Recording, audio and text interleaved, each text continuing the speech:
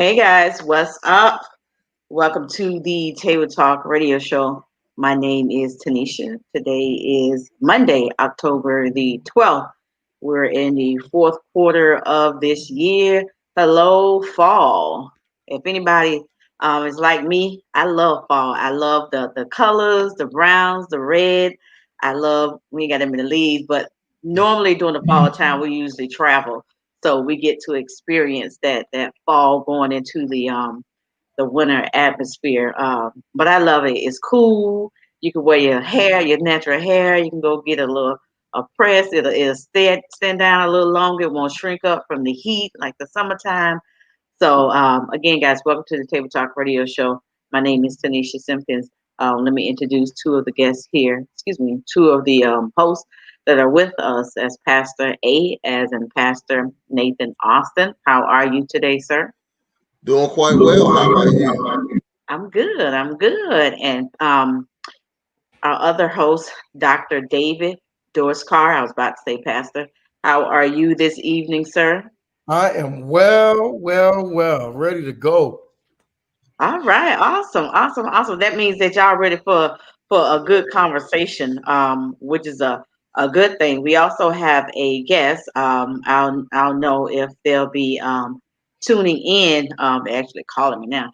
Be tuning in. But I just wanted to just for you guys to go ahead and start off with one of the things that has been pretty much going on right now is the Connie Barrett nomination um, for our Supreme Court.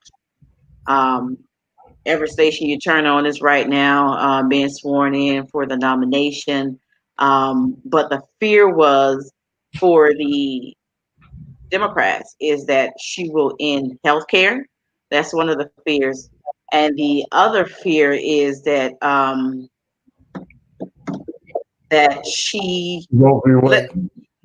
okay, yeah, that, but also this, and this is just my thought because Mr. 45 seems to think that during this election it's going to be some type of split or something's going to happen, so he's going to want to take it to the Supreme Court, and he's using her as an awesome advantage. We Yes, it's to the yes. point that we know how he thinks. I mean, it used to be almost like, okay, now it's become very predictable what this guy is thinking. What do you, Pastor A? What is your thought? I agree with you 10,000%. One of the things that I've been saying is if you know anything about Trump, he cares nothing about the values of the Democrats or the Republicans.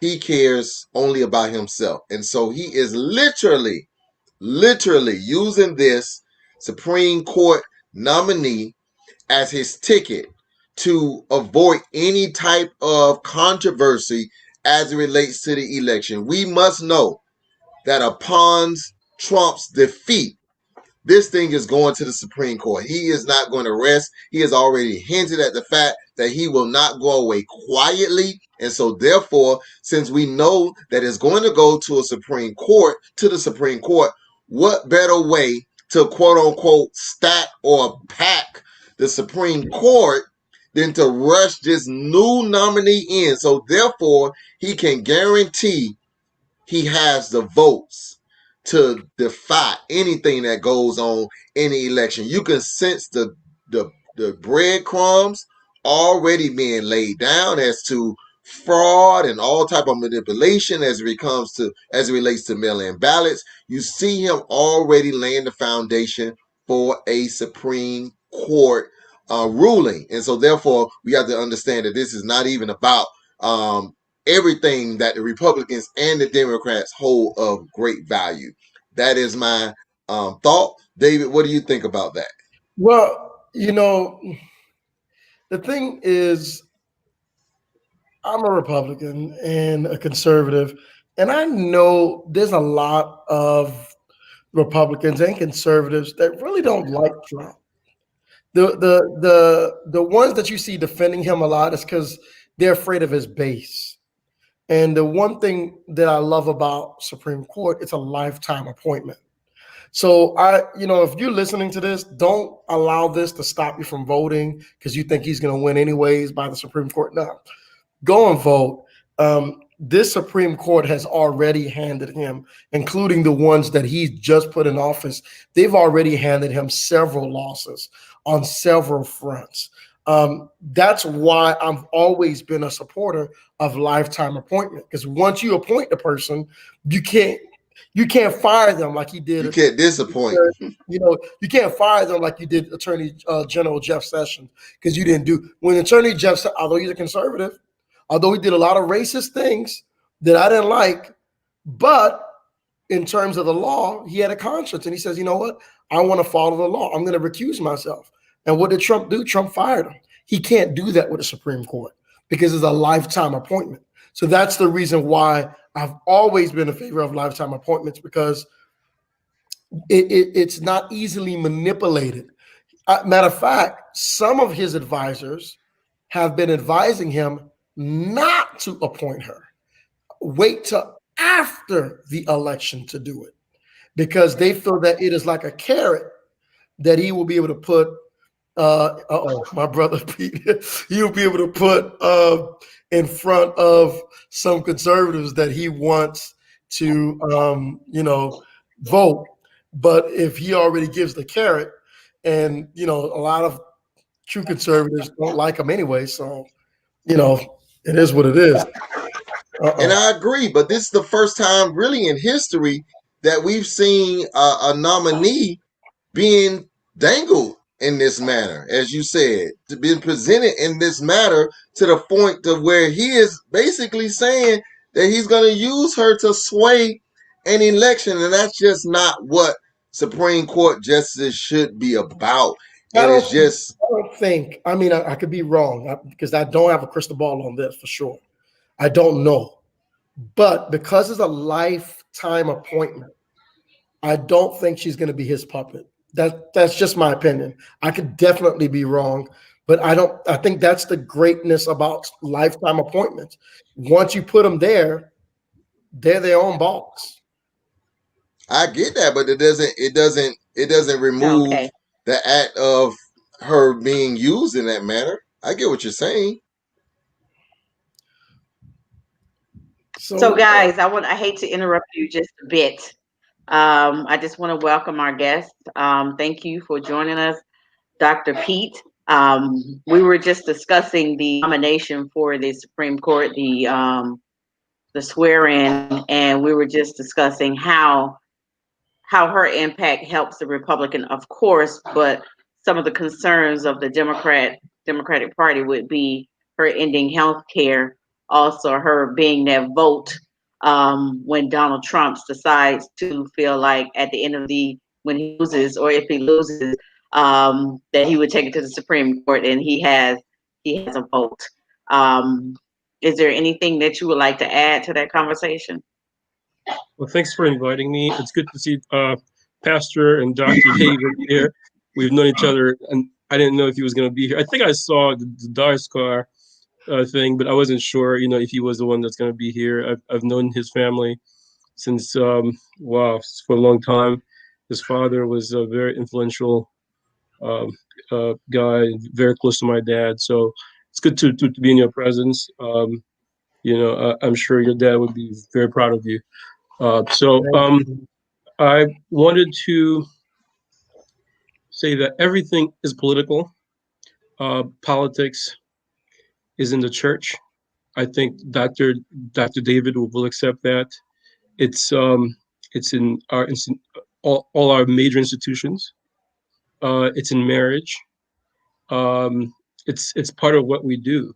In fact, with the judicial part of our government, the only time that the Supreme Court will not hear a case is if it's a political issue, and if it's in Congress or if it's with the executive branch, the Supreme Court will label it as a non-justiciable type of issue, because it's recognized that it's a political issue. That's kind of like the dirty laundry is washing the family kind of thing, So it's for sure. Donald Trump labels himself as the most political person that's ever lived. Of course, he's just a master salesman. He's very political, and I'm sure that he wants that person in so that he would have a chance to argue his point. I mean, to say that he wouldn't, that would be a lie. For sure, I cannot debate that. That I'm sure he's thinking that the more conservatives I have in there, the better off I am, and I think he has the right to do that. So that's my opinion on that topic. Dr. Pete, I was telling Okay. Tanisha that we grew up together, and I was telling her to expect fireworks, and you're so much more calmer than than I told her you would be. You got to live up to what I was telling her. I said expect fireworks, and you're all coming out and speaking so calmly. And it's probably the calm before the storm, right?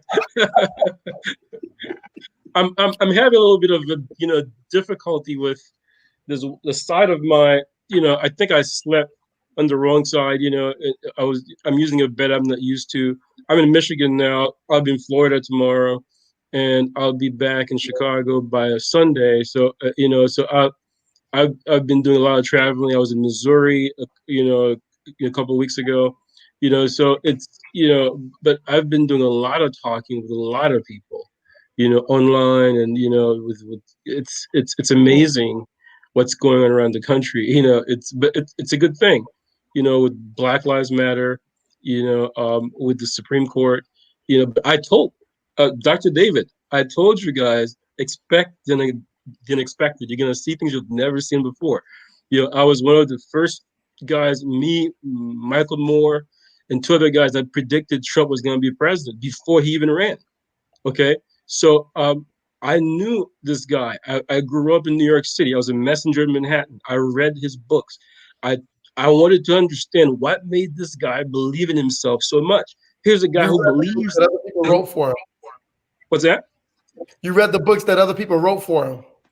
Yeah, I read the book that other people wrote for him, but I also read about his philosophy, because when you look at the way he ran, a lot of things that people know about. There are two sides of Trump. There's a side of Trump that Trump wants the world to know. There's a side of Trump that Trump does not want the world to know. You see what I'm saying? Trump is a master showman. That's what he is. He is a master brander. Trump is nothing more but a master marketer. If you're a business person, all you need to know about Trump, everything he does is about branding. That's it. It's not more complicated than that. But if That I you agree with. sorry? Let me ask you a Absolutely. question, Dr. Pete. Yeah. So let me ask you this question before you guys go. So when it comes to Trump, I do see a lot of people attacking you. I will use the word attack because I see some of the words that are thrown at you. Right. And I enjoy it. Dr. Why? David knows. I enjoy it. I have no difficulty with that. Zero difficulty. But please, go ahead. So why do you feel as a Black race that we should vote for Trump? What is it about him that's so influential to us that feels like that can help us and I'm using as a Black race. I'm just not saying everyone. So I'm just excluding us as a Black race. What is it that he can do for us as a Black race that you feel that some of us may not have thought of, or we think of, or are we thinking too low, or what is it? Some logic we may not be putting into it. Right. Well, sometimes the enemy of my enemy is my friend. You see what I'm saying? And basically, if you look at this country America was not created for the benefit of Black people. I think that's a truism that I don't even have to say it. Everybody knows it. Everything that Black people benefited from, they had to fight for it. You see what I'm saying? If it was meant to be yours, you shouldn't have to fight for it. You had to fight for civil rights. You had to fight for the right to use the same bathroom. Is a bathroom that important? I mean, you just use it to defecate. You just use it to do things that you don't care about. Why should I have to fight to use the same bathroom that you use? Am I that gross and inferior? It is a construct. It's a system that's established to keep some people in their place. You are meant to be a chattel. You are meant to be a personal property.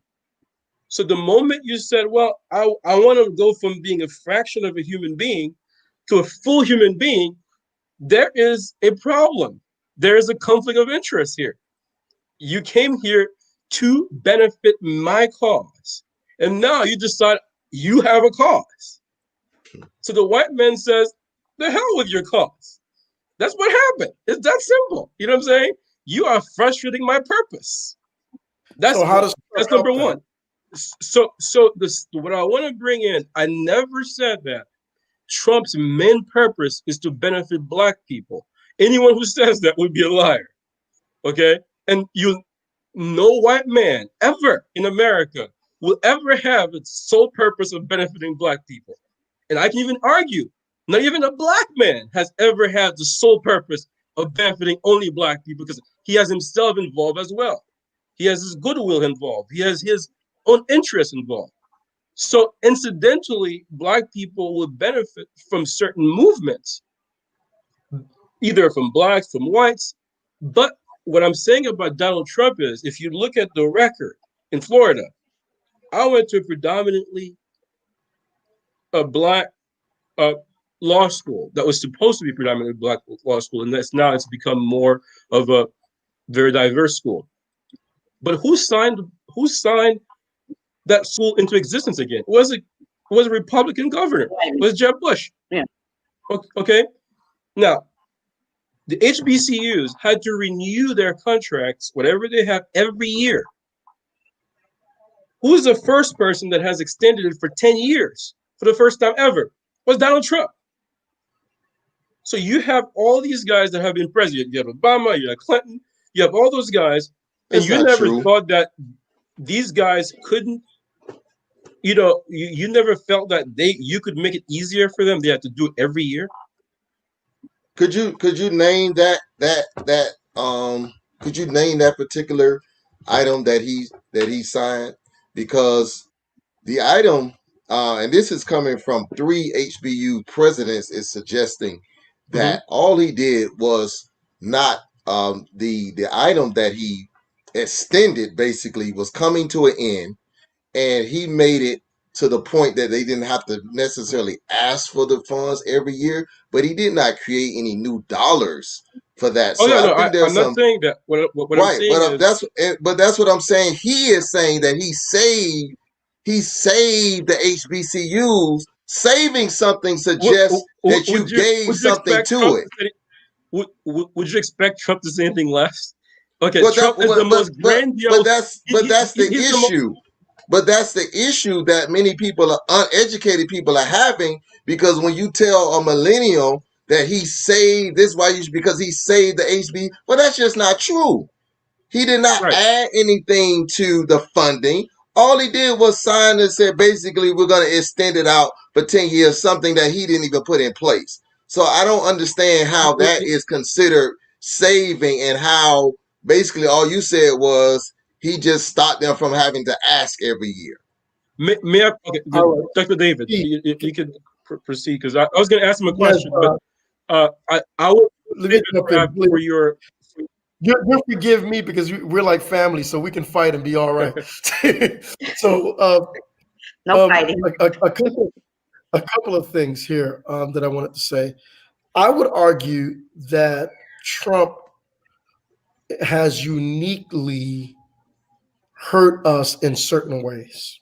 Okay, I'm going to be very careful, not in all ways, because he's definitely had some accomplishments that I give him credit for. The criminal justice reform, the opportunity zone, I give him credit for those.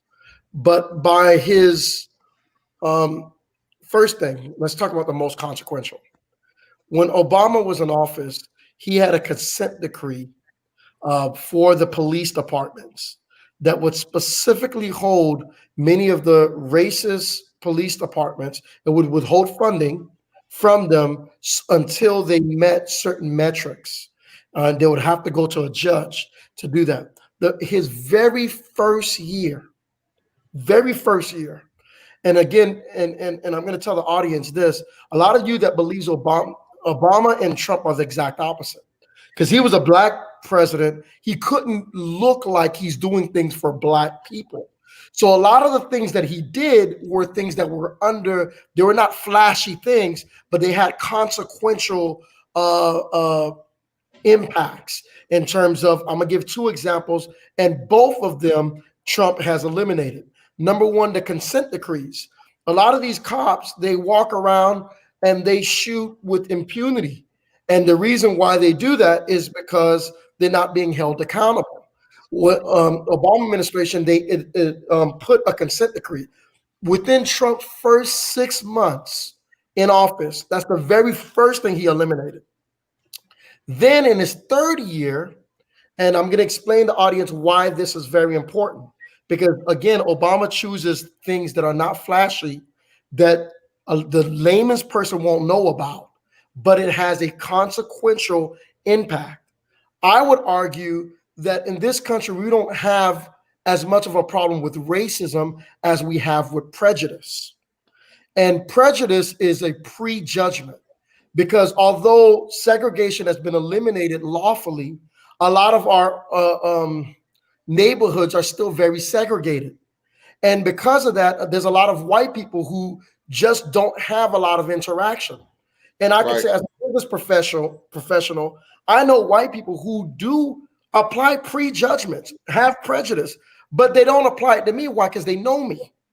So that's a trend that a lot of people, if they know you and they realize the contents of your character, they won't prejudge. But it doesn't benefit the race at large. It may benefit you, but yet when they see that application with Jamal, or when they see that situation with Jamal, they or Shaniqua, or whatever the case may be, they automatically go to a prejudgment about that race. So what Obama did was he went into the HUD department, which he says, okay, well, what we're going to do is a lot of people that are in Section 8, instead of putting them all in one cluster of black neighborhoods that continues to perpetuate the segregation that allows when you look at Trayvon Martin, those people, the reason why they let George Zimmerman off is because when they looked at Trayvon Martin, they were afraid. Those white jurors were personally afraid of he didn't belong. And that's because our communities are segregated. So what he did was, by passing that through the HUD, he eliminated that. Now, Trump did wait to his third year to reverse that one. Okay. And then he did the one cardinal rule that the other political bigots don't like. When they do those type of things, they do it under the table. Like when Jeff Sessions eliminated the first thing I said, it was under the table. They eliminated that the third year, and they do it under the table. But Trump started bragging about it and says, if Biden wins, he's going to put Cory Booker in charge of flood, and your suburban neighborhoods are going to end. White folks, be afraid, be very, very afraid. And those two things alone have brought black people back significantly, because racism is hatred of a race. There's not a lot of white people that hate. There's a small minority that hate black folks, but there's a bigger percentage that has prejudices. And those prejudices is what continues to perpetuate unequal treatment. And Donald Trump has specifically attacked those two things, which negatively impacts us as a race. We know that our brother, yeah, go ahead, Dr. Pete. Well, Dr. David knows that I have consistently written about racial equity. When you go into a neighborhood, Dr. David, you've worked hard, you got your doctorate, you make decent money, you're not going to choose the worst neighborhood in Miami to live in. And if you wanted to do that, your wife would tell you, no, hell to the no, I'm not going to lie to do that. And she has that right, okay? And the reason why you will not choose it is because if you do a comparative market analysis and you look at, no matter how much your house is worth, its value will be diminished in comparison to the other properties that are, or the blight that's around it. That's the main reason why you will not do that. If you buy that same property in a better location, the value will have increased by virtue of the location. Location, location, location. Now, let me analogize that to the plight of Black people.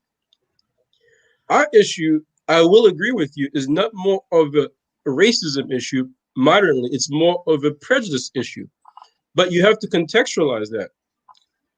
We have an issue with racial equity, just like you would do with a property, except it's a chattel, it's a thing.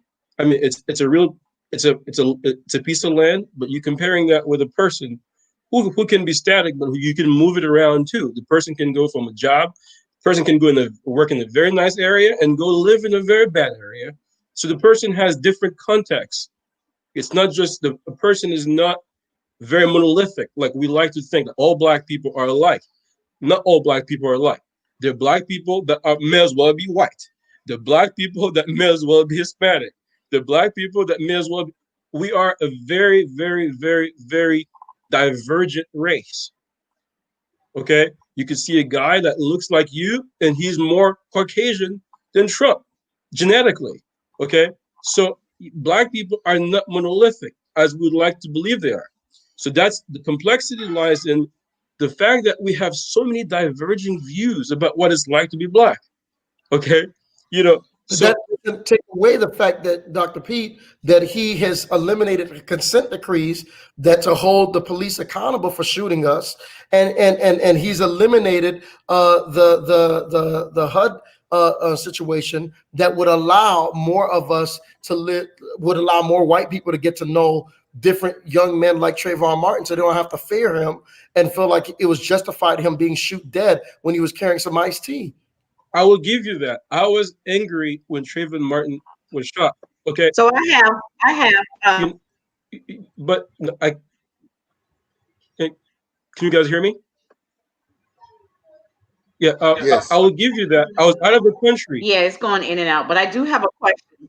Yeah, I think I can't hear you, Tanisha. Yeah, I could hear him perfectly. I can hear him. Okay, wait a minute. Let me try.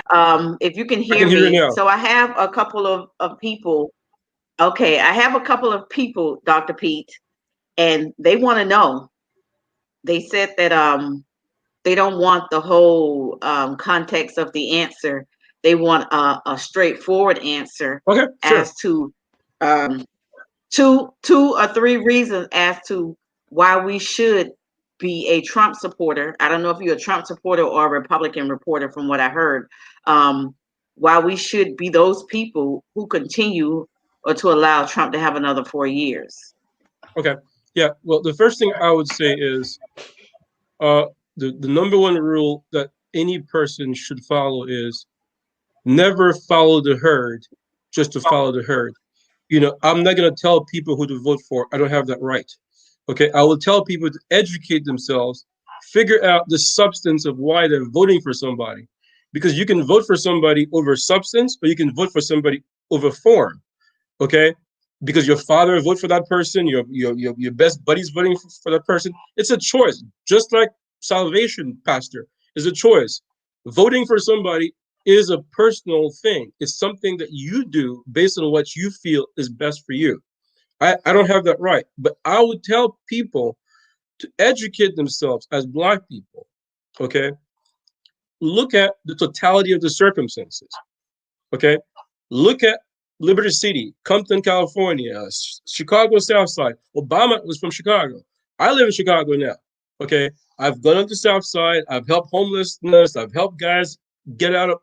Look at what people have done. Don't look at what they've said they've done. Do it for Trump. Do it for Obama. Do it for anybody. Don't listen to what they're saying. Go look at what they've done in their communities. Okay. And figure out how have they really helped Black people. I agree that Dr. David is saying that Trump has practically undone most of the things that Obama has enacted. We both know that Trump is the antithesis of Obama. He wants to undo Obama. I will not disagree with you. Okay, do I agree with every? I'm talking about issues of race.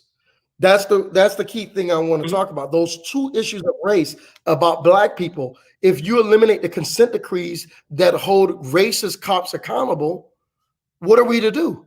Okay, here's the thing with the cops. I personally, like every Black man in America, have had a bad relationship with cops before, and I've talked about it. I'm from New York City. At first, I've been through it. I understand it. I read about racial profiling. I read about nobody has written better about racial profiling than the great Johnny Cochran.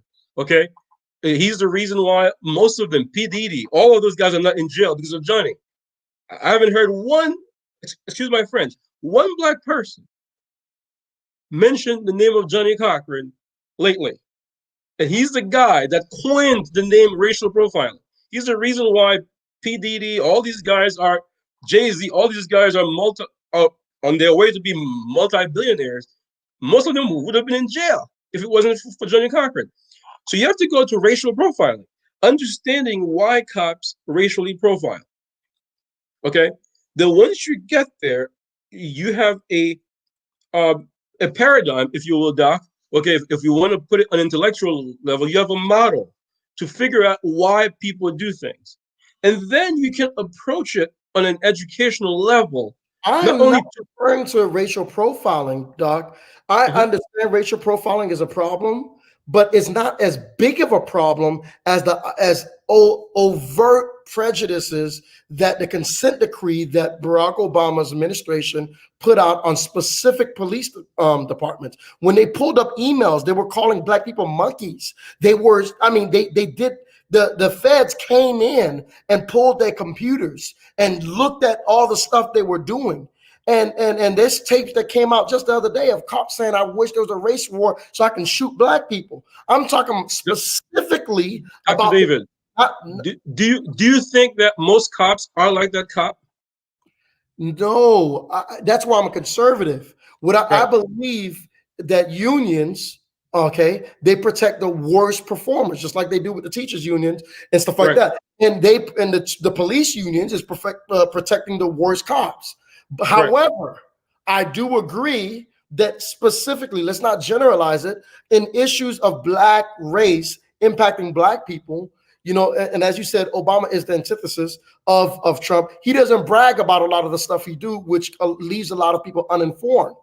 And because and Trump, he brags about more than he does, which leads people to believe he does what he doesn't. So may I ask you a question?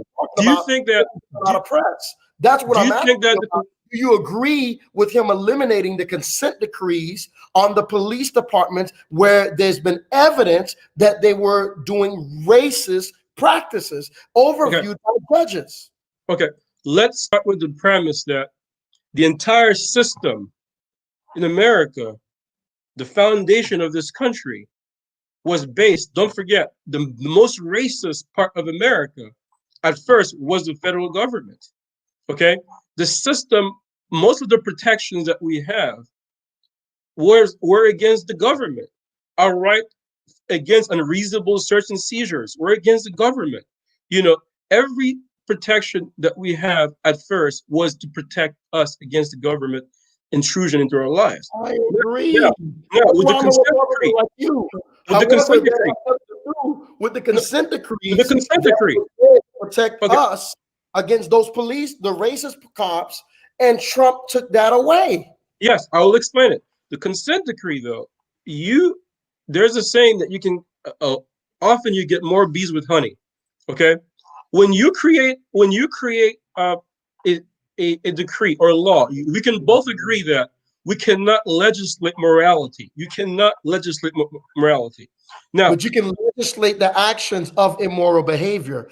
That's what the consent decree does. I cannot judge your heart, but I can judge the actions for what your heart allows you to do. Let me tell you. All right. So let me because that can go on and on with Dr. P and Dr. David. One last point. Let me let Pete get his last point. Go ahead. 10 seconds. If you approach systematically to the police departments, if you look at right now what's going on, 99.9% of the police departments are supporting whom? Donald Trump. Okay? There's a reason why they're supporting him, because they're very well aware of the very thing that you just mentioned. He got rid of that, right? Now, there's a different way to look at it. If you look at it in the sense of creating collaborative efforts towards, you're never going to get rid of people that don't like, that have racial bias or racial animus. It's never going to go away. I can tell you that right now. 100 years from now, your kids, your children's children will be talking about children's children about racial animus. It's not going to go away. What you can do is you can minimize it by creating more meeting of the minds, where we both have something to lose. That's all people. What's in it for them? What's in it for the cops? Don't answer, Can you tell David. me? Don't answer, David. Don't answer, David. Don't answer. So I wanna push on. Just leave that right there. Put a pin in it, maybe for another time. No Um, problem. David rocking side to side like he in church. Like he done heard a good word and need to say something. But listen, I wanna just scale on just a little bit here, because the other night there was a debate. But first, before I say that, already it's saying that 9 million people have already voted. And that's amazing. I just want to say that for October the 12th on a Tuesday, that 9 million Americans have already voted. Well, 9 million people have already voted. I'll just put it that way. And I also want to say, before I go into the debate of the vice president's debate, Jamie Harrison, who's from South Carolina, raised an amazing $57 million. Um, and and I think a lot of people, them little $5, because I donate my monies at times to time. Those little $5, $10, $12 that they ask for people to vote, because they're so ready to get the Republican, I would say the Republican Party, out of the House and out of every house, that they're donating, and they want to see Lindsey Graham out of there, out of South Carolina. I lived in South Carolina for a while, and I can say, even when I return, it just still. I'm sorry for those who are living in South Carolina. I'm not trying to, talk bad about your state, but when you're there and when you ride through, you feel like you're 30 years behind. So I think that's because, I don't know if he's a progressive or not, but that's a good push forward for Jamie Harrison. So now the debate took place, the vice president's debate. Everyone said that it was such an amazing debate. There was a Republican, with Vice President Pence or with Senator Kamala Harris, that everyone liked the words that they said, that everybody was so poised with their answers. But I want to say, how effective was it for both parties? Because you have a lot of people that said that Vice President Pence, he didn't answer any of the questions. And you had a lot of people that said that they wish Kamala Harris kind of like sock it to him, gave it to him just a little bit more. We know she's a sister.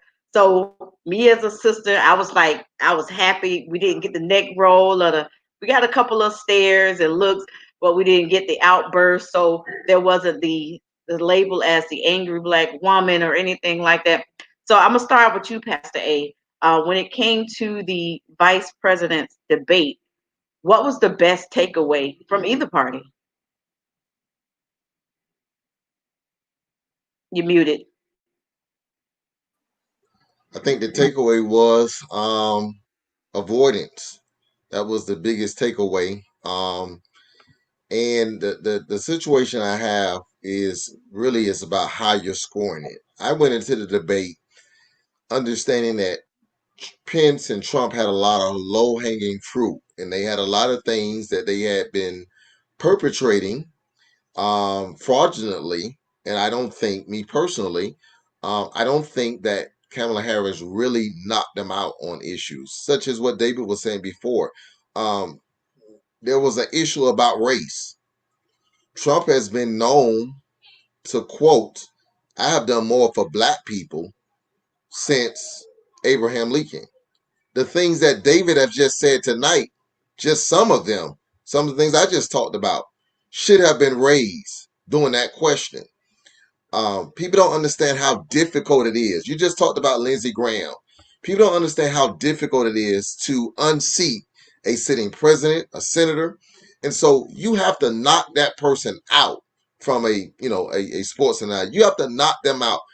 Trump has the Republicans and he has the Trumpsters. So therefore, you have to do everything. It's like you're tearing down two parties. And so I don't think that she really capitalized on it from that, because we know she's not going to deter the Trumpsters. Her job is to make sure that she pulls some of the Republicans. Why? Because statistics show that 40% of America is now independent, who we all know are still very lukewarm about Biden. And so they're either going to vote, they're either not going to vote, like they did with Hillary Clinton, or they're going to vote for Trump because they're very lukewarm on Biden. So in that regard, I don't think she capitalized on a lot of low-hanging fruit that has been left dangling from this administration. He was able to pin her to an area from swine flu. Swine flu. He used that as a rebuttal, and she didn't defute it. He put the task, her record against blacks as a prosecutor. She did anything. And these are the thing, and the reason why I'm harping on that, because these are the commercials that are being played now. And because she did not dispute it during the debate, as David said, people are starting to believe that, yes, he's doing a lot for blacks. Yes, she's hard against blacks. And a lot of millennials are believing it. Why? Because they haven't been educated on the real facts. Because as David said, and I totally agree, Obama was a humble president.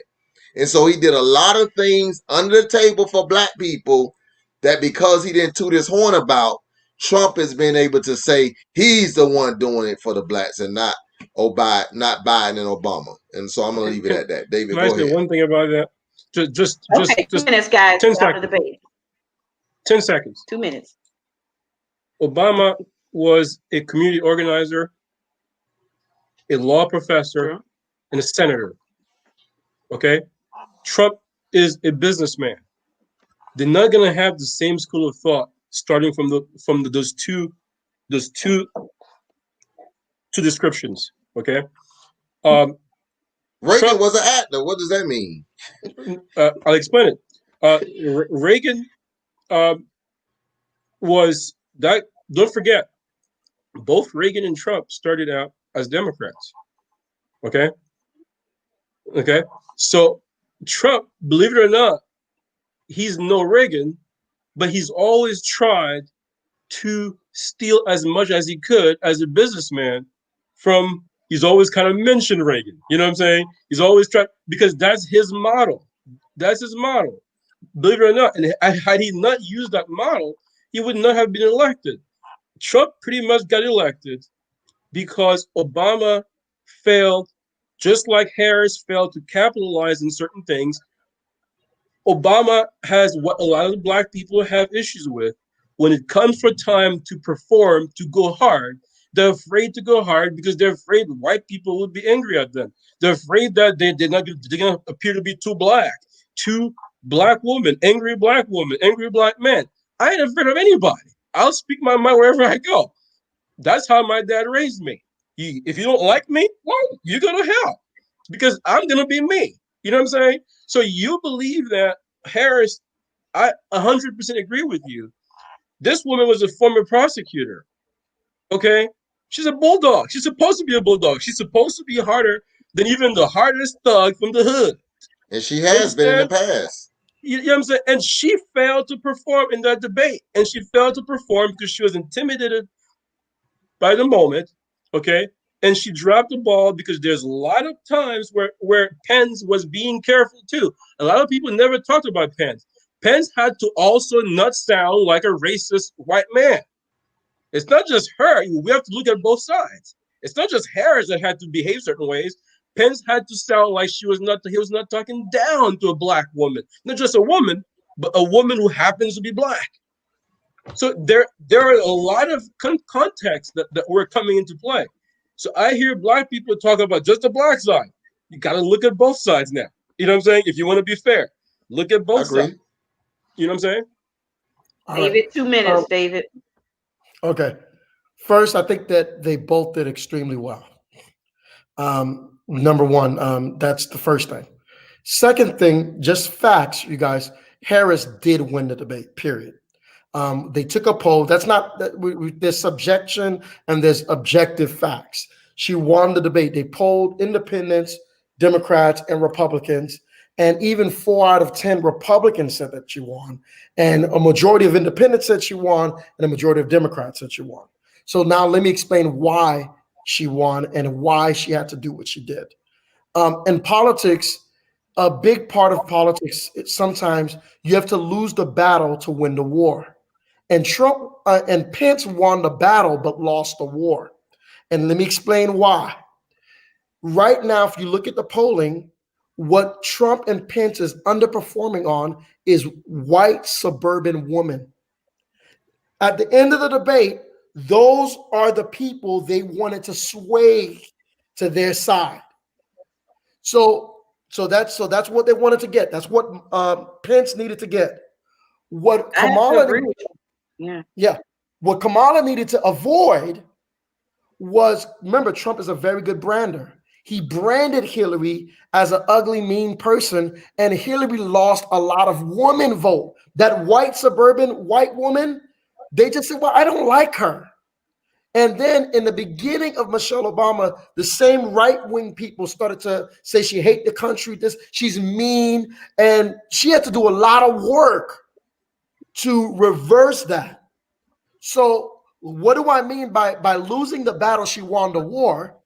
By allowing Pence to cut her off and do the things that he did, she got those white suburban women feeling victimhood, and not only victimhood, but they empathized with her. They started thinking about all the time men cut them off, and it allowed them to associate with her.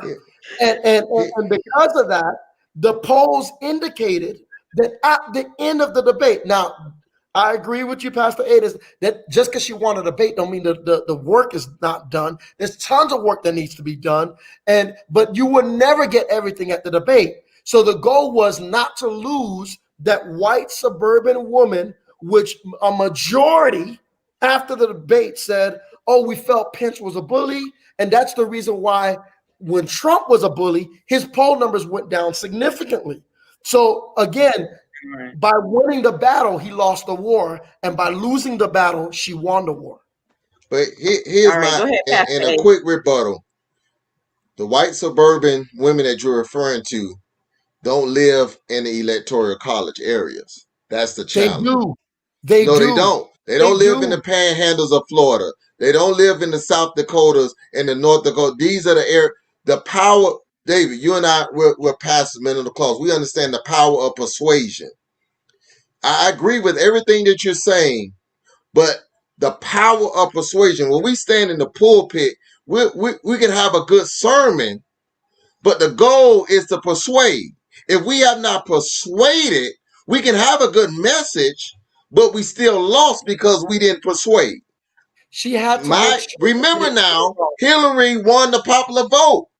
So Biden is going to win the popular vote. That's not the issue. Are we persuading the people that determine the electoral college? That's why I think there's going to be an issue. Yes. The only reason why he's losing right now is there are many, look at the polls. There were many Obama, Trump voters that voted for Obama twice. And it was not the black folks that did that. Right. It was the white suburban woman. But Pastor David, I Go ahead, Dr. Pete. Pastor, Pastor A may have some kind of spirit of discernment. He read my mind. That's exactly what I was going to talk about. You got to remember one case, Bush versus Gore. Okay? Bush versus Gore. Okay? So my point is, Trump doesn't care about feelings. He just cares about the W. He doesn't care if he wins fair and square. He doesn't care how he wins, as long as that's one advantage that Trump has over other people. Other people are going to think about morality. They're going to think about this. when you battling an enemy who doesn't care about how he wins, if you're going against Trump, you got to go with that in mind. You know what I'm saying? And what Pastor A was saying is 100% correct. I cannot refute it. It's, because your argument, Dr. David, is 100% on point. That she, appealed to, but don't forget who rules this land. Women were just like us. They were discriminated against just like we were. Women could not own property. For all intents and purposes, they might as well have been chattel too. White men. You understand? They might as well have been chattel too. Women were the possession of white men. They were a helpmate. They were there to procreate, to take care of the family, to take care of white men. That's why women had to work their way up to being able to get a job as a secretary. And then from the secretary, they worked their way up. And then black women followed. So all the jobs that white women used to have, black women followed. And then other women, the Mexicans came in, other groups came in. You see how it's going on. It's a ladder. That's why Hillary said, I'm at the glass ceiling, but it's not broken. That's why she didn't win. She was the most qualified candidate. I will tell you that on paper. She was Secretary of State. She was a senator. She was a former one. How much did she have to become president? I mean, she was super qualified, but she was still a woman. You understand? Let me ask you guys this here. So all Trump had to do was label her as a bad woman, and that was enough. And Pastor A is 100% right. Kamala. He's doing Kamala as the monster. Right, he's tearing Kamala down because it worked for him before, and that's this election is sounding a lot like it did 4 years ago. Oh, he's winning because of this, he's winning because of that. But listen, the white women as well as black people are servient to the white man, and when that white man goes in that booth and tells his wife who to vote for, that's what's going to happen. That's what I'm afraid of. I get everything everybody is saying, but the power of persuasion is not there for me. I don't see it. Show up. There's a lot of people that sat home. Number one, I'm gonna tell you why Hillary lost. I will give you 3 points. I don't want to talk about Hillary. I don't want to talk about Hillary. Very short. I'm gonna answer. Number one, no. What I want to talk about. Hello, David. I want to talk about. He got a point. David, he got a point. We got to let. Let me just answer what Pastor A said. No, I'm not going to say. I want to talk about this. Listen, it's not about the Hillary. What I want to talk about is why do people? I'm sorry, David. Why do people like right now? They feeling the intimidation. Like, okay, I'm right here in South Florida, and I'm driving. So I see about 100 caravan of cars driving. They don't even have a Confederate flag no more. They have the Trump flag. I don't know if that's the new flag, the Trump flag. So then I hear people say, well, they must assuming that, okay, well, I guess they already having this intimidation now that they don't want to get out and vote. To me, that should be reversed, that you should want to vote, because I can't imagine, I heard what you said, Dr. Pete, about how he is, but we still choose other things that you may see that are greater that we should vote for him for. But other people deal on emotions. We deal on emotions, and those emotions are, being called a white supremacist, the emotions of talking bad when it comes to women, the emotions of when it comes to telling the Proud Boys and the other guys to stand down, stand back, or whatever, and not addressing it.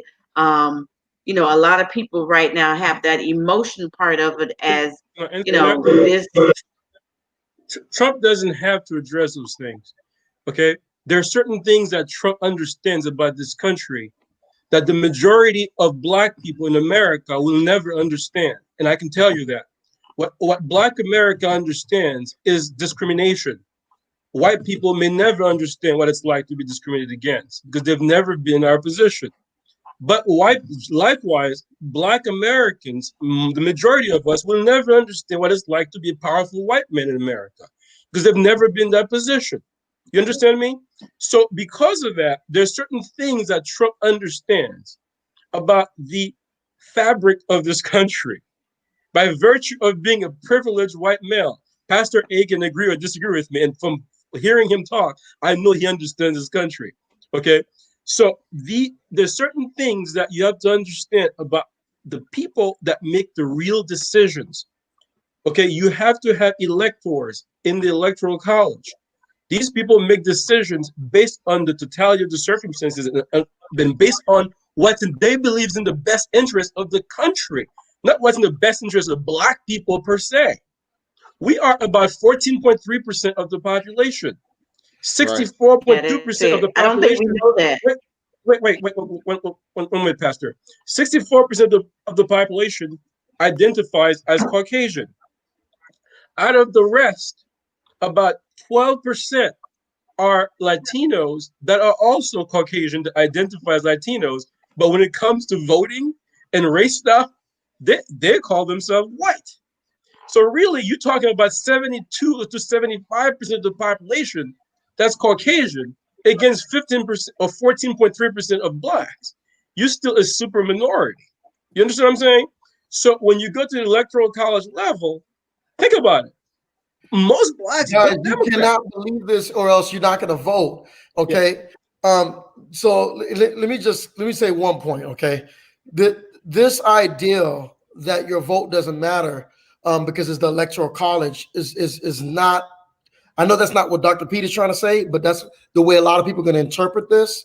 The reason why Clinton lost, which may happen again, was because of three things. A lot of white suburban women who voted for Obama voted for Trump. Number two, a lot of Black folks stayed home. And number three, the Bernie liberal group decided to vote for third-party candidates.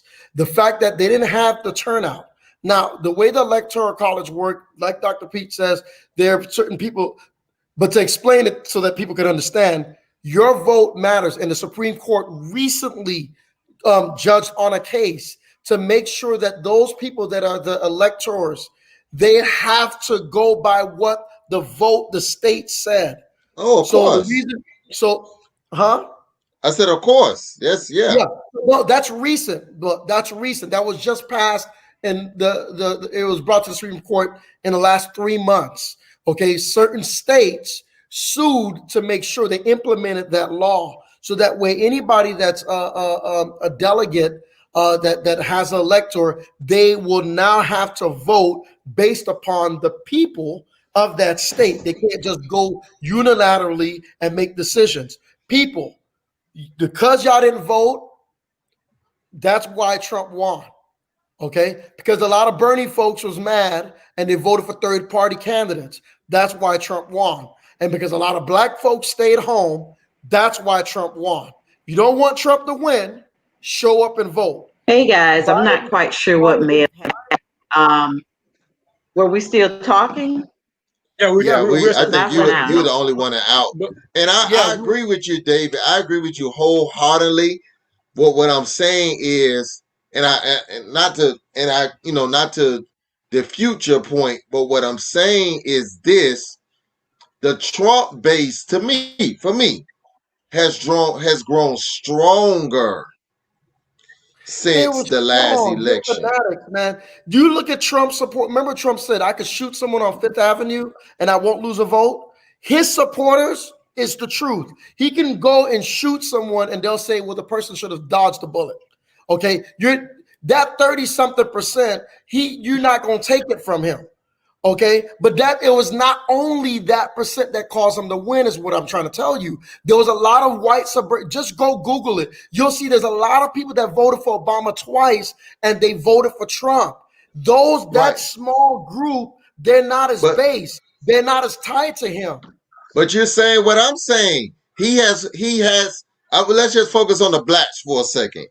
He has swayed even more Blacks since then. That's what I'm telling you is you're right, but he has swayed even more Blacks since then, and the Byron and Harris campaign has not persuaded them back. That's all I'm saying. What Dr. Pete just said, Black people is only 14% of the vote. So they cannot waste an entire debate focusing on just the small percent, 2 to 3% of the 14% that Trump may have convinced. They got to focus on the bigger whale that was watching it. All those white suburban women who voted for Obama twice and went and voted for Trump. But now you dispute your own argument. You just gave 3 categories and now you defunct in 1 category. You can't do that, David. You just said blacks. You said blacks for blacks for low turnout. That was one of your points. And what I'm saying to you, since the last election, the blacks, they're gonna turn out, but he's convinced more of them that he's for them. That's what I'm trying to tell you. He didn't convince a considerable amount of let black Dr. folk Pete talk. to make a difference. Is all I'm saying. Is just that the people that did not like both sat home. That's my only point. Pastor A made a compelling argument, and you made your argument very well, Dr. David. But one thing I have to say is, you made a compelling argument from Ms. Harris. Okay, you should have been a lawyer. Okay, compelling argument. But the problem is, don't forget, Trump is the president of the United States, like Pastor A was saying. This is a status that he's earned. When you're defeating an enemy, you have to win. The enemy doesn't have to win. You understand? Bingo. Pence could have gone there and just say nothing, and people would have wondered, is he okay? That's not like Pence. What's wrong with him? He should have said more. But he's still a vice president of the United States. You understand? So the polls don't matter then. Okay, so my point is this. The polls had Hillary winning last election. No, the polls don't matter. Yeah, so my point is this. You're dealing with an issue here. You have Biden. I've been in this country for a long time. You know my history well. Okay, your dad was one of my dad's best friends. Okay. But Biden is the least cognitively ready president I've ever seen since I've been in America. No, you mean Trump, right? No, I'm talking about. Listen, I just want to say this. Trump is very. I will give you this. Trump is not a nice guy. No, okay? He's an idiot. Okay, he's an idiot. He's not a nice guy. Everyone that's ever been close to him, Pete, if you've ever been close to Trump, he's an idiot. He's run every business to the ground. Okay, he is an idiot. But cognitively, he's there. He's a devil's advocate. He's a well, genius. no, I say both of them are not. Both of them are not. And the only reason I say that because I never said that Biden was an idiot. Before they debate. I never said that Biden. They both can't remember. They both don't know. Trump knows. Trump remembers. Trump knows what's going on. Trump knows. That's his line. He knows. He knows. Bad words.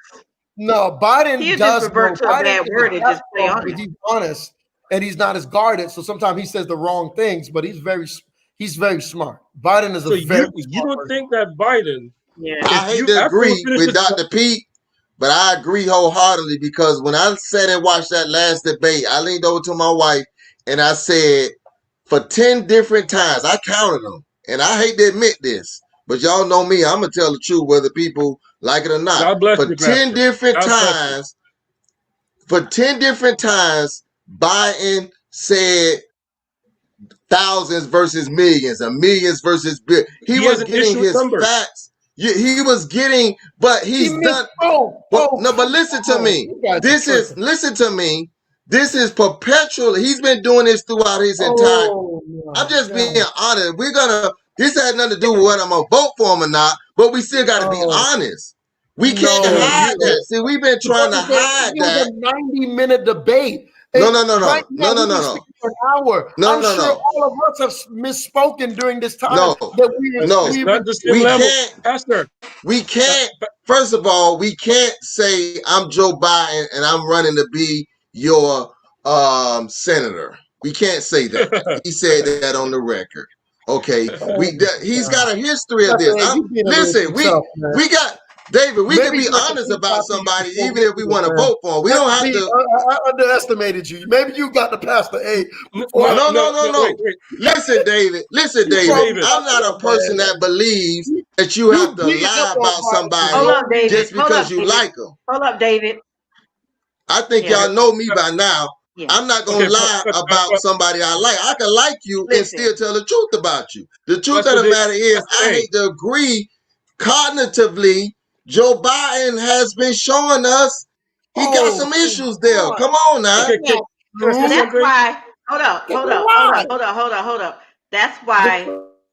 That's why they have been letting Kamala Harris speak. We kind of already know that. We're just gonna keep it real. David That's don't why want to they've been admit it letting though. Kamala Harris speak. Pastor, you have to admit Because it. we know that It's a known he issue. fall off It's a known sometimes. We issue know that, It's not. on both sides. It's On not. both If and I all sides. of can that. agree But Trump is an I wanna idiot, keep it moving. I can agree Trump is an idiot, Y'all make- but I can y'all also making a agree that big mistake. cognitively Biden has shown us hey, He misspeaks. no man, That's come why on, I man. say When you say before, someone has before you cognitive speak, decline, Pastor that's a A, huge David, statement. Dr. Pete, hold up, David. David on fire tonight. Before he speaks, I always say, make sure you give Biden his oxygen juice. When he have that juice, he can ride the cloud. And y'all know that. Y'all can tell the difference. My He can, gosh. he can ride it. So give him what he have to do before he speaks, and then he'll be David good. is Because so if he doesn't, he'll anti-Trump. stand there. David is so anti-Trump, and he's such an Well, I don't like him anti-Trump either. conservative that he is hate. Because I promise you, You got if Biden was going up against anybody other than Trump, he would be saying the same thing we're saying about Biden. David, you know it, friend. You would be saying that. It's just My fact. son It's came just to a me. fact. My son There's came to 3 me. against 1. Can I get a statement out, please? Okay. Go ahead. All right. Here's Go my ahead. point. 1 minute. 1 minute. Biden has gaffes, but a gaffe is very different from saying someone has cognitive decline. I mean, that's a huge statement, guys. And Dr. Pete is smart enough to know that that's some BS, but he's on the Trump side, so he's playing games. Cognitive decline is a huge statement. Okay, Here's the thing. and Biden that's is synonymous known. with Biden is known on both sides as a gaffe machine. That's what he's Exactly. known as. I agree. He's a gaffe machine. You That cannot I be. agree. You But there's cannot no be the cognitive leader. decline. You cannot be the Cognitive leader of the decline free means the world person as a can't gaffe process. machine, They're man. not all there. No, what I'm That's saying not is, the okay, case. I will not. Now Let's you not take go. it's not to that degree. We don't think it's not That's to why that words degree. matter, people. Don't repeat what the Trump folks say because he's a master brander and marketer. He'll get you to repeat something that means something totally different. May I say Biden something? is gaffe prone. I agree. But cognitive decline means he doesn't have the intellect to do his job.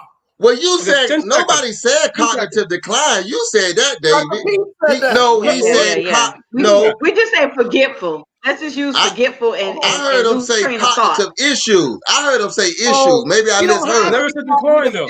issues or cognitive decline. All those are Trump talking points to get people to be afraid of the black woman that he chose as VP. Be afraid of the mad, angry black woman. She's gonna come. She's gonna come. Listen, white folks, be scared. Be very scared. Now I don't think one has to do with the Black other. woman Now is the one that's gonna be running this because he's in cognitive decline. Well, the only thing that Trump has Right? said about Harris, to be fair to Trump, I will play devil's advocate here. To be fair to Trump, the only thing he's ever said about Harris is she started out strong and she went slowly until she disappeared in the campaign. And that's a fact. It's a fact.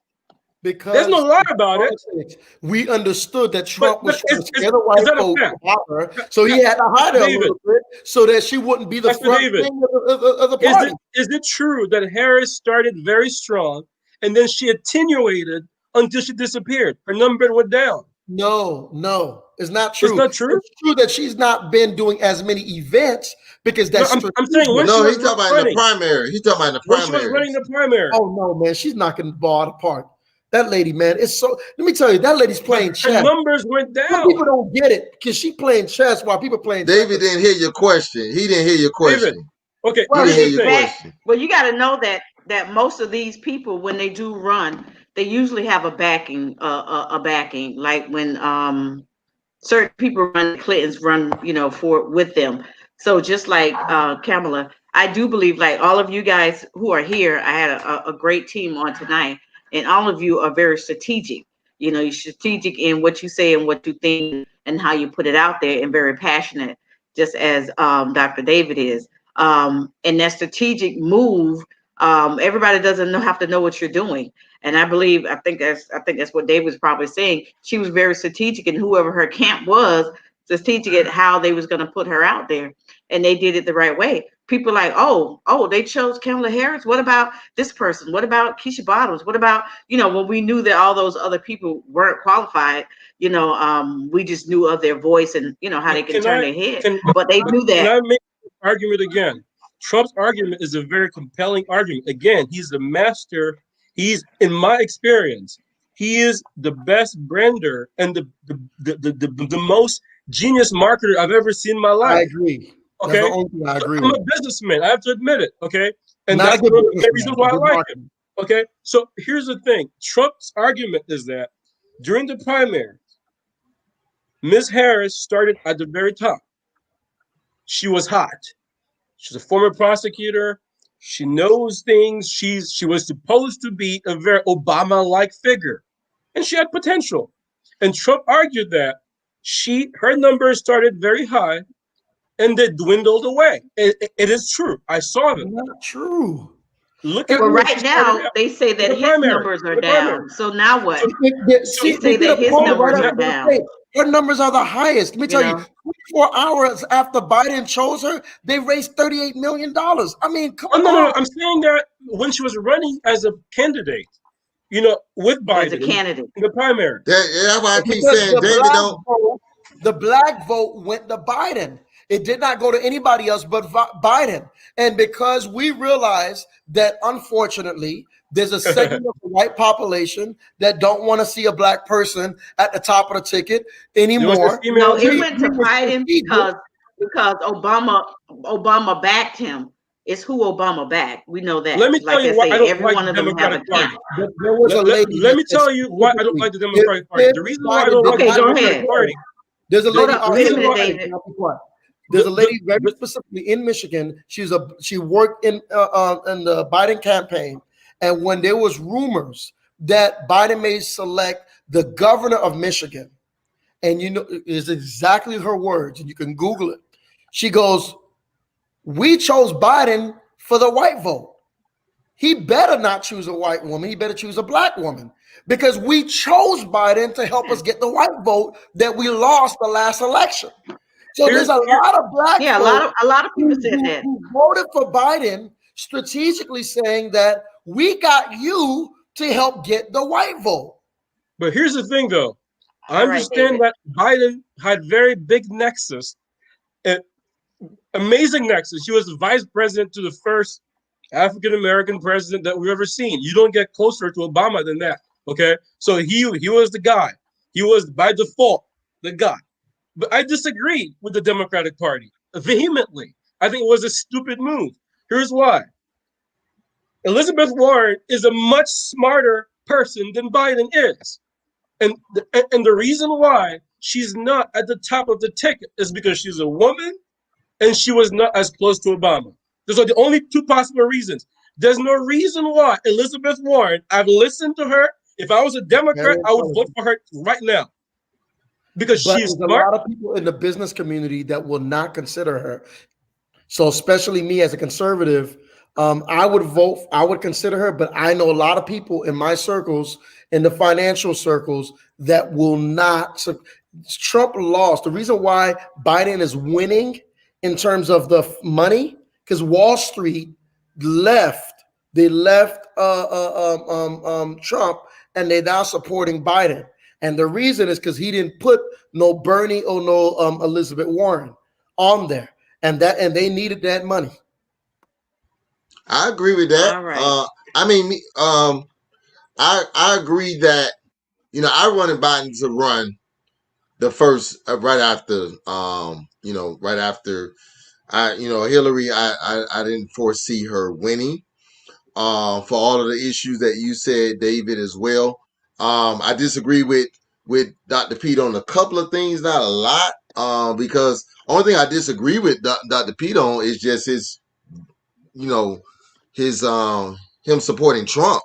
I actually agree with him on everything else. I still, just listening at him talk, I still don't understand why he supports Trump. Because everything he said is kind of anti-Trump.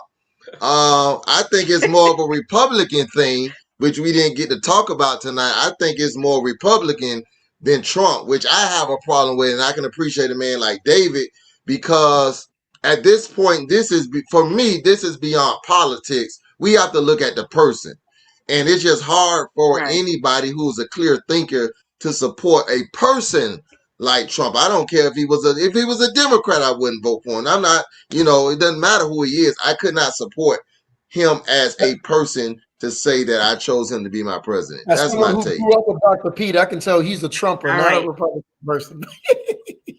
Well, the Now, only how you thing I gonna would just? say, Okay, I'm gonna leave that there because you can't speak for somebody else, David. You He's have a to allow Trumper. him to the That's only speak my for thing, point. himself. the only thing, well, he gets a pass, for our history, he gets a pass, but Why the Tanya whole idea, Davis calling me out like I'm All supporting right, so Trump? we're I gonna don't give. support Trump, Miss here's the thing, Davis. I understand and I respect Pastor A, Pastor David, I respect you. You lump me into Dr. Pete as being a Trumpster, David. You got this lady. You talking about what Dr. Pete did? That you did just what you said. But You here's the lump me in thing, as though. a Trump supporter, Well, Lord Here's the right. Jesus. thing. You repeat the I crazy things respect. That's what happens when you're honest. That's why I don't like to be honest, man. You can't be honest without. Go ahead. I'm sorry, Dr. Pete. I'm just I reading some of the respect comments. Pastor A, and for telling me his views, and I respect Pastor David and Ms. Simpkins. Thank you for inviting me here.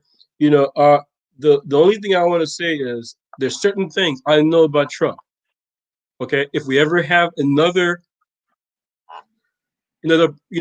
say opportunity, I am a student of the truth. Okay, whether someone is good or bad, that's up to God. Okay, we all have to deal with the knowledge of truth, the good and evil. We all exposed to good and evil. We all sinners and we all fall short of God's grace. We're all saved by grace. We're not saved by holiness. Okay, so for me, I'm not going to argue who's holier. I don't know what's in Trump's heart. I don't know what's in Biden's heart. I do know, though, because Pastor David and I are from the same source. I have to be honest. The Bible does say that by your words you'll be justified, by your words you'll be condemned. I would not have said certain things that Trump have said by virtue of how I was raised. That's a different story. That's an upbringing thing. That's also probably a black thing. I don't know. Who raised them? What gives him the authority to feel like he can say some of the things he said? I would never say them. If I said them, I would not have gotten away with them. I know that. Okay. But my point is he's still Trump. He was still able to get away And you with it, still and he voting for probably him, will get away right? with it Y'all don't again. say anything. So, No, so he this will is get away between with me it and Dr. again. Pete right now. No, Dr. Pete. he So will. this is between you and I. And Yes. hold off, David. Hold off, Pastor A, because I have gotten so many texts that are saying to me and in my messenger, I need Dr. Pete to tell me what good reason is it for incentive? Is it for abortion law? Why is it that him as a black man, as they would say, as a Haitian black man, would vote for Trump? That he feels that he is the better man, considering who he is, how he's the word, like you just said, some of the words that he says, or just oh God, I don't even some words I wouldn't put in my mouth, but some of the things And that his he said. deed. So look at David, he still got to say something. So they asking me, and I want to go ahead and end this, and I want to roll into one thing before we end out. Okay. Why I'll is answer it you that in, Dr. Pete, and I don't I'll want a answer long you answer, Dr. Pete. just a short one. Okay.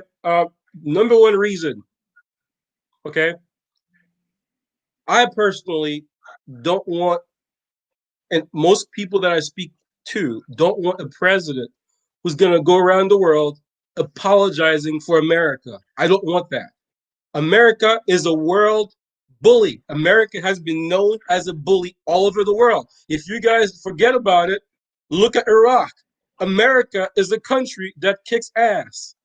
America doesn't apologize for what America does. Period. 1. 2. Black people are always going to be incidental beneficiaries by virtue of the fact that you're a minority. You only 14%. So they're not going to put you on the table and say, hey, I'm going to look at what's in the best interest of Black people. No, they're going to look at what's in the best interest of Black people too. There's going to be a 2 behind it. And the reason is the people that you are not even supposed to have the same rights as those people. Don't forget that. It's an ideal. It's a dream. It's not a reality. We can change that. Okay, well, 1 moment. 2, you're not equal 100% yet. You're not equal economically. You're not equal financially. I mean, you're not equal infrastructurally. You're not equal. You don't live in the same. You're not equal yet, but you hope to be equal one day. You hope to be judged by the color of your skin. You're not judged by the color of your, but you hope to be judged by the content of your character, but you're not there yet. If you were there yet, we wouldn't be having this argument. So let's not fool ourselves. So if you're going to go to the table of brotherhood, okay, you need to go there with somebody who's going to tell you the truth. When Trump said, what have you got to lose? I'd rather go on the table with a guy who tells me what other people really feel about me than someone who says to me, oh, we feel great about you, and do just like Clinton did with Obama. I can't believe you're going to vote for this nigger over my wife. That's what Clinton said. And he's a Democrat. Okay? Because when push comes to shove, so Obama was a black man. Give me the number 3. Is there a number 3? Okay. Is there a number 3? Or is that number it? 3. Number 3, look at substance over form. Look at substance over form. Obama was so focused on the healthcare law and so focused on being distracted by the Republicans who did not cooperate with him. I will give him that. But he got so distracted in the second term, he dropped the ball.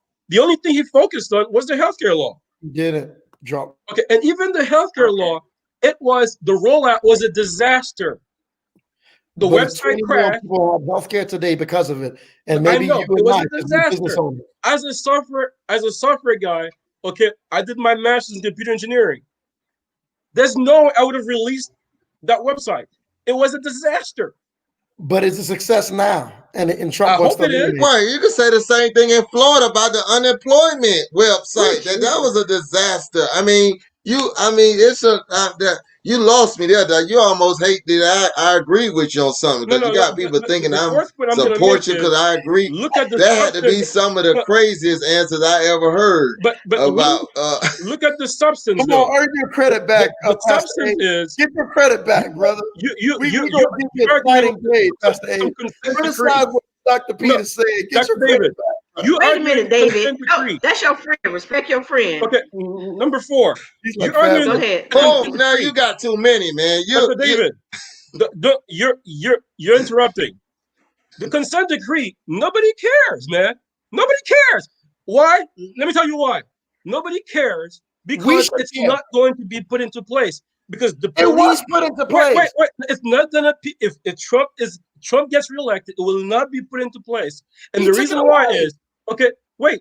The reason why is, again, you're a minority, and the majority of white people, guess who they want protection against? So let me ask you this question. Black thugs. Let me ask you this question. Hold on, David. When a white person is be done, he already did it. No, wait. When a white person, so we saying when a white person is thinking about protecting his neighborhood. That's exactly why you have white flight, man. Why do you have white flight? Why do you have white flight? Subject, Doc. It's the same thing. Obama already did it. That is the most subservient answer. Right? That is the most subservient slave master answer that I've ever heard to suggest that because we're not of the majority. Because guess what? We're never going to be the majority starting at 14%. So we can't base the response on us not being a majority. And we can't say that we can't ask for stuff. Because if that's the case, there would be no black athletes. There would be nothing. We can't default. You know that, right? You are the bitter pill you want the idealism. I will tell you, you can ask for stuff. It doesn't mean you're gonna get it. But Okay? we got it already, Doc. Wait, Well, wait, that- I know. But you said Trump reversed it, right? When I speak, you don't mute No, Pastor you- A when you speak. You know, said that we Trump already reversed got it. it. We What, already did- got it. Obama did had Trump passed reverse it it? already. It wasn't No, something Right, that we we got a were seat at the table, and we can't say that. He Well, took it away. it doesn't mean, because that's the case. My kids Okay, will never you're ask me arguing for that something Trump took it because away, I tell them Okay, all no, the time they're not going to get it, and they still ask me anyway. We Pastor can't A, say that we Pastor A, can't get something, what- or we won't get we won't be a beneficiary of something. We We can't had it. demand that we get equal treatment, because that is a slave mentality. We No, can't we had approach. The consent decree was Pastor already in A. operation. That's what I'm trying to say, Dr. P. You saying that we shouldn't have idealism because it's not going to happen. I'm not talking about something that I'm hoping for. I'm talking about something that was on the books that was already being done. And what Trump happened to it? stopped it. What It happened to got it? Trump signed an executive order. Okay, Trump reversed it. Does Trump have the right to reverse it? Yes, because you voted for him. Right. Of course. I'm asking a question. Does he have the right as a president to reverse it? Yes, because you Okay, voted good. That's for what I him. want to know. This is why we gotta not vote But for him. why would that be a reason to vote for him? Because he reversed that. You did a counter argument on your own argument. Why would I vote for somebody who reversed, who exercises power to reverse? Dr. David did not allow me to make my argument. I can make it now. We both Hold up, agree that David. Trump reversed it. Trump reversed it. The reason, the next level of query that we can ask is why? Okay, now that we both agree that Trump reversed it, why? Why do you think Trump reversed it? That's the question I have for you. Because he's a racist. That's why he reversed it. To please the racists. He wanted to please the racists.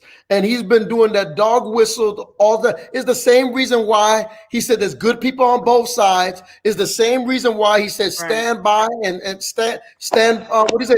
Stand back and stand by. Stand by. Dr. P, you too It's the smart. same You reason. too smart to Pastor David and Pastor A, do you believe that? What percentage of the police force do you think is racist? What percentage? Yeah, We know that the whole. Let me Even- answer that question. Let me answer that question. We know that the entire police department is not racist. Of course not. We have family members. We have friends. Pastor A, his spiritual son, is on the police department. We know that, and we know that there's a small I have a percentage. second question. But what I feel like. I have a second Okay, question. so I feel like if we know that the entire police force is not racist, should we abolish, like a lot of Democrats have been asking for, should we abolish the police force? No, but that's a different subject. No, But we're not. nobody's asking for that. That's Nobody's not- asking No, for we're that. using that word defund We're like not we just talking about forgetting abolishing about the the police police force. department. Okay, should Nobody's asking for that. we But defund listen, Allocating but let me funds, say this. absolutely. We should implement.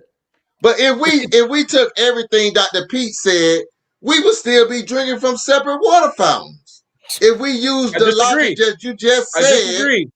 if we literally use the logic that you just said, I disagree. so if I Can I throw make that my same point? question back at Can I you, make my point? Here's my point. You but believe no, that your you made a police lot of system points. You made a lot of No, no, points. You made a no. lot of points. No, You did 90% of the talking. Let me No, say you- this. Let me throw this same question back I at didn't you. talk at all. If I we didn't don't talk- think you guys America talk. is racist, then is there a need for us to put a law in the books that said blacks and whites should stay in the same It's okay. use the same bathroom? If we don't No, believe that's not the what I entire said.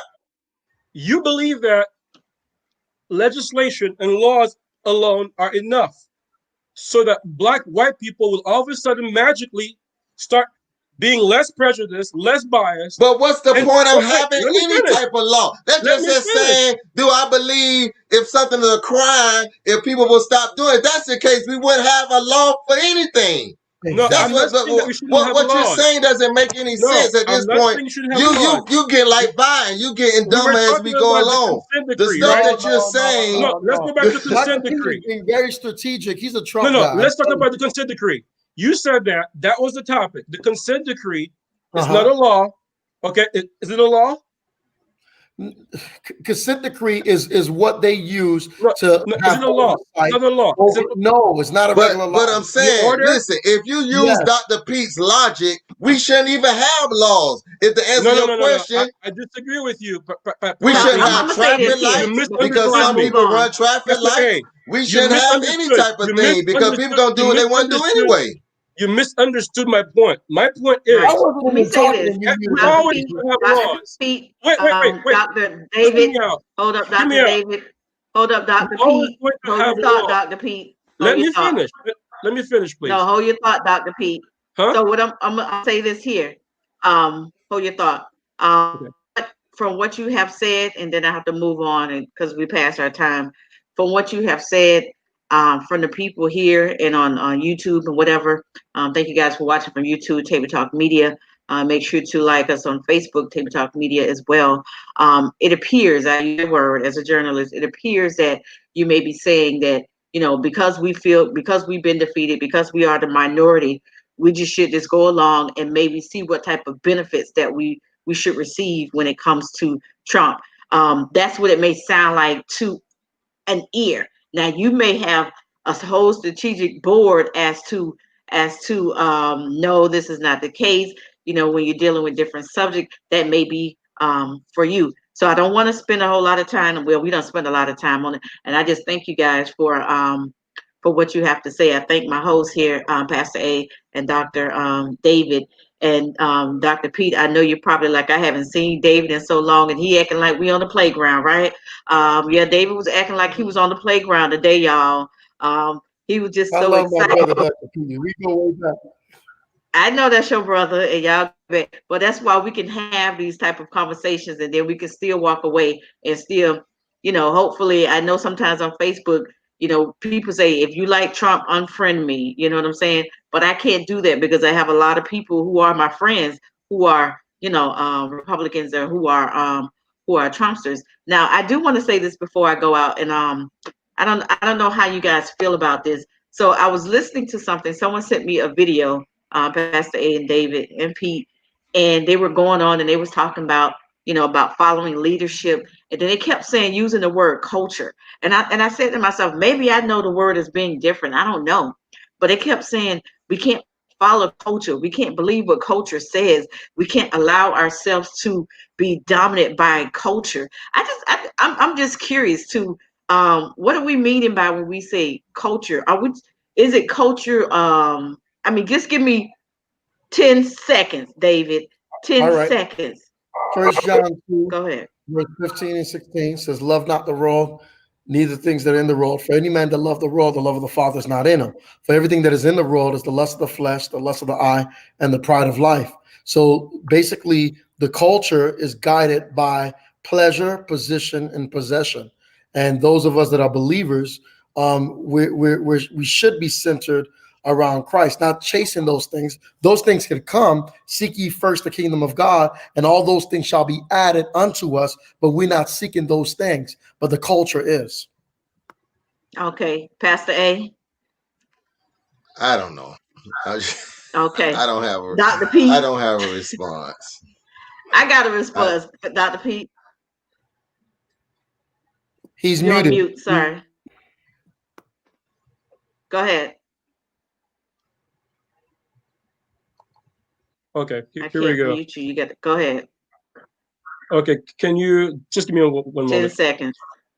Okay, I wanted to correct something quickly. No, we're Culture not is going the back. We're not going back. We can't go Okay. back. We can't go Well, back culture- in the past. We can't. Okay, culture is the operating system of any society, of any group. Every church has a culture. Every company has a culture. Black people have a culture. White people have a culture. The problem that we have in America is we have a division because Black people refuse to create. When you have a difference in culture, you have to have a translator. In system, we call it a protocol. So you can communicate the differences in the culture. We have very, very bad leaders. Our leaders have done a very bad job interfacing the white culture and the Black culture. It is our leaders' fault. It is not, the leaders are supposed to lead the people, okay? So our leaders, like Dr. King, sure, but like Dr. King did with JFK to pass the civil rights laws. They dropped the ball, just like Harris dropped the ball with Biden that night. They dropped the ball. And I disagree with the fact that Harris did a perfect job, because her perfect job should have been We're not gonna go call back. We're not gonna Biden go out. back. Sorry. But We're not culture to me okay. means So, culture, every all right. culture has good and bad things. So, but it means that it's the operating system, the food that we eat, the way we talk to each other, what makes us happy. That's our culture. All right. Thank you so much. And I'm glad you guys I was looking for your answer, Pastor A, because for some reason I got offended and I felt like it was geared to Black culture. I don't know why. So I had to sit on it for a while before I responded an email, before I actually wrote an email. I said, well, let me think outside of the box. Let me think in the box. Let me, be certain that their conversation wasn't geared to the culture of thinking or believing like what's going on with protests and all of that there, of that culture that may lead to leadership, You might be right. because Maybe I that's am what in it was. leadership. So yeah, so I'm gonna listen to it again. Maybe I need to listen to the third time. I listened to it twice. I'm gonna listen to the third time and to get a bit of understanding, because I felt offended. And I'm just saying Well, that if you to want, whoever that's listening out there. You're part of the white evangelical team that feels like the white culture is what Christianity is, and that's antithetical, because the Christians was Jewish. All the apostles was Jewish. So it's not the European way that's the Christian way. It's the biblical way. But there's a segment unfortunately, of that. Thanks, Nancy. the All the right, only so I'm thing gonna end that right there because I don't want to get into a whole conversation with that. But I also just want to say, I was gonna give a fact and something else, but we done been too long. Y'all don't have exhausted me.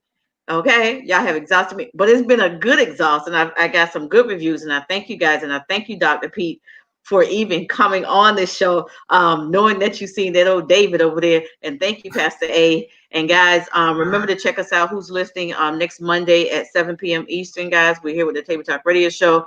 Remember to check out Pastor A. He has Hot Topics. What's it called? I want to say Millennial, but it's not called that. Young adults. A young perspective. can I say A one last younger thing about perspective. Can I say one last thing about Okay, culture? One last thing I have because to you say are a about guest. Go culture. ahead. It's very important. I'm a numbers guy. I'm an engineer. Okay, and numbers do matter in business and everything. You guys might think it doesn't matter. 14%. I should have equal talk. It's BS. You don't have equal talk when you have numbers. Okay, the numbers do matter. Okay, the mainstream culture is established based on the fact that whites are majorities. That's why it's called mainstream. Okay. Now, Black culture does permeate the mainstream with music, with arts, entertainment. But you're still not the mainstream. That's a reality. You go to corporate America, the protocol is still a European white protocol. Trust me on that. I was in corporate America. Okay. Okay. All right. So that mean they was talking to me, huh? They was talking about us, huh? Of course they're Listen, talking to you. From what all you I'm Okay. gonna said. say to all Okay. I'm gonna say to that is if we're good enough for us to play for and dance Follow. for and That's sing right. to and all Play. those things, we're good enough to demand what we want, because when I they agree with want you, when Pastor when A. they I agree. right, I agree and with you that's all, 100%. and that makes us that has to get Vote. us to the point of asking and demanding what we want, because guess what, we control the narrative. It doesn't at that point, it doesn't become percentage, because if we're the majority of the greatest athletes, if we're the majority of the greatest acting, if we decide that we don't want to dance anymore, then we can shut everything down. So while we may not be the majority from a numbers perspective, we are the majority of the workers. We're the majority in a lot of areas. So I don't think we have to placate to that just because we're in the 14%. That's just my opinion. No, I don't disagree with you, Pastor. I don't think All right. anyone Well, should thank you disagree with guys for listening. Make sure. Okay. Thank you guys for listening. Make sure that you do vote if you're doing it by your ballots. If you're doing a walk-in, I like to do mine by the scan. I like to see mine personally scan go through.